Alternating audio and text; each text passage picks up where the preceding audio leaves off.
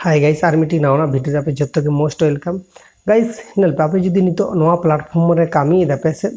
ताहले मन लगाव कते कामी पे नितो सामे इना चैनल बान तुंगु कना इन आपे मोटिवेटेड पियन कथार ना इन लेदा इना चैनल सामे नितो बान तुंगु कना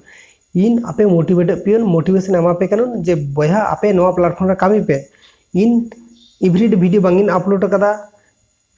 इना चैनल रे अवेलेबल वीडियो बानुआ इन एरहो आपिन लेपे कना जे आपे बया कामी पे अवश्य नवा प्लेटफॉर्म आपे सपोर्ट पे नामा पे नेल में बया सपोर्ट दो आम तखन गेम नामा आम जुदी नवा प्लेटफॉर्म कामी कना कामी इदी दाम आम जुदी नितो स्टार्टिंग रे सपोर्ट बानामे रहम टेंशन आलम हतावा तो स्टार्टिंग रे तो सपोर्ट अकोय हो बाय नामा इन हो बानाम आम हो बानाम तो आबो जेतु फेसबुक क्रिएट बचुआ नितो के सामने नितो जुदी चेन लिया हिंदी आर्टिस्ट जुदी सलमान खान किंवा शाहरुख खान जुदी चैनल खुले से नितो के lakh lakh million million subscriber के हिजुआ का नितो के जुदी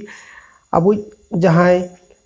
सांताल एल्बम आर्टिस्ट को मेना को नुकु जुदी जहां के मीटिंग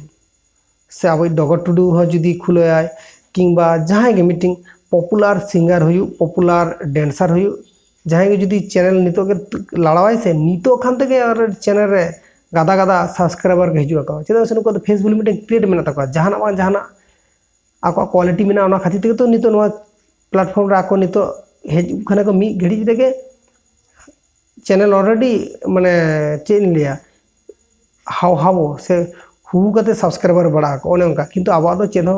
क्रिएट बानु आबो तो निजे के क्रिएट हुयु तबन नो प्लेटफॉर्म रे तो क्रिएट ते टाइम हाताए गाइस ठीक गया तबे समय हाता होचो नय तबे आम निसंदेह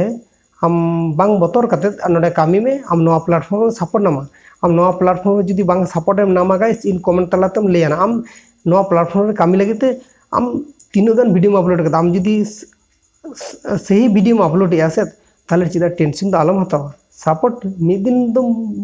नामा इन गारंटी कते लियाम कना गाइस आम सपोर्ट नामा